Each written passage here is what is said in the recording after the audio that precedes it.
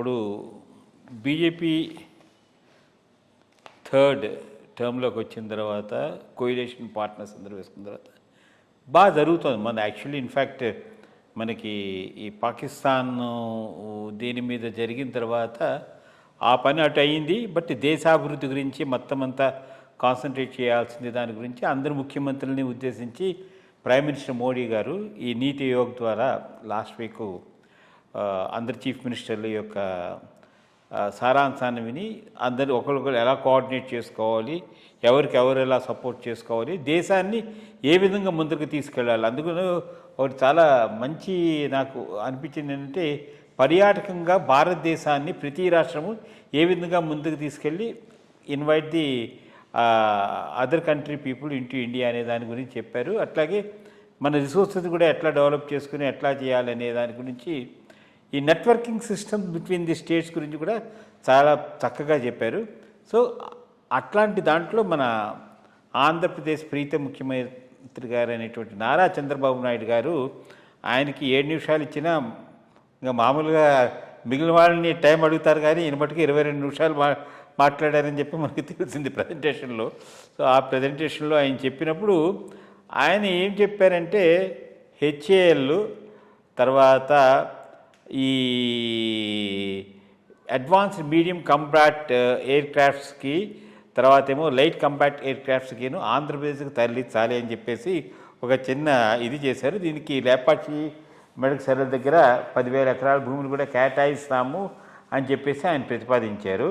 మరి దీనికి కర్ణాటక ఏముంటుందనేది మనం చూడాలి. ఎందుకంటే ఆల్రెడీ హెచ్ఏఎల్ బేస్ అదంతా అక్కడ ఉంది. తర్వాత రక్షణ పరిశ్రమ కారిడార్ మీ ఈ ఫేవరెట్ అంటే ఇండియన్ ఎయిర్ ఫోర్స్కి ఏది దొనకొండ హబ్ దాన్ని యూజ్ చేయాలని అది ఒక ప్రతిపాదన చేశారు. అట్లాగే ఒక 3,000 ఎకరాల భూమిలో వైజాగ్ దగ్గర naval equipment and then weapons testing facility ఏర్పాటు చేయాలని, ఒక తిరుపతి దగ్గర ఒక R&D రక్షణ అభివృద్ధి గురించి చేయాలని చెప్పేసి ఈయన ఒక మంచి అంటే he's a very good marketing strategist. చేసి ఇది మేము చేయగలము అని చెప్పి వెళ్ళి సాధించుకుని రాగలంలో మంచి సత్తా ఉన్న మనిషి. ఇట్లాంటిది ఆయన మరి ఇన్ని ప్రపోజల్స్ పెట్టారు కదా, ఇవన్నీ ఆంధ్రప్రదేశ్కు తరలి రావడానికి అవకాశం ఉంటుందా? ఈ మరి రాజ్నాథ్ సింగ్తో ప్రతిపాదనలు చేశారు. మరి ఈ ఆంధ్రప్రదేశ్ రక్షణ పరిశ్రమ అభివృద్ధికి ఏ విధంగా ముందుకు వెళ్ళగలదు అనే దాని మీద చిన్న విశ్లేషణ. అంటే ఒకటి ఆంధ్రప్రదేశ్ కొన్ని అడ్వాంటేజెస్ ఉన్నాయి all said and done. Especially Rayalaseema area Hyderabad Bengaluru industrial కారిడార్లో ఇంపార్టెంట్ నోట్స్ కింద డెవలప్ కాగలదు. ఇప్పుడు లేపాక్షి ఏరియాను ప్రపోజ్ చేయటం అంటే బెంగళూరు నుంచి 100 కిలోమీటర్సే కదా, ఎంతో I mean it's as good as hinterland of Bengaluru. HAL expand కావాలి అంటే బెంగళూరులో నీకు దొరకటం కష్టం. కమ్అవుట్ బెంగళూరుకు బయటకు రావాలి. బెంగళూరుకు ఆ సైడ్కి పోతే అదంతా డెల్టా, కావేరీ డెల్టా, మైసూర్ అది. So dry land, huge extents of land నీకు అనంతపూర్లోనే దొరుకుతాయి దగ్గరలో. సో అందుకని ఇటుకు వచ్చేటటువంటి అవకాశం ఉంది. తరలించకపోవచ్చు, ఎగ్జిస్టింగ్ ఫెసిలిటీస్ని దేన్ని తరలించే అవకాశం అయితే ఉండదు. ఎందుకంటే అంత మార్కెటింగ్ మనము చేయలేము, వాళ్ళు ఊరుకోరు దాని మరి. బట్ ఎక్స్పాన్షన్లో అక్కడ వాళ్ళకు ల్యాండ్ సమస్య వస్తే ఇటుకు వచ్చేటటువంటి అవకాశం తప్పకుండా ఉంది.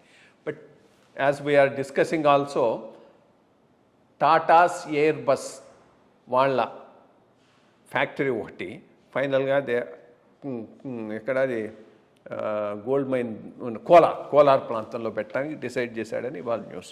సో ఇటుకు వస్తుంది అంటే బెంగళూరుకు ఈ సైడ్కి వస్తుంది. బట్ అది మన ఆంధ్రాకు వస్తుందా, వితిన్ కర్ణాటకలోనే లిమిట్ అవుతుందా అనేది ఇచ్చే ల్యాండ్స్ మీద రెస్పెక్టివ్గా ఎంత దాన్ని పుష్ చేయగలం అనే దాని మీద ఆధారపడి ఉంటుంది. మంచిదే, దానికి ఏమీ ఇది లేదు.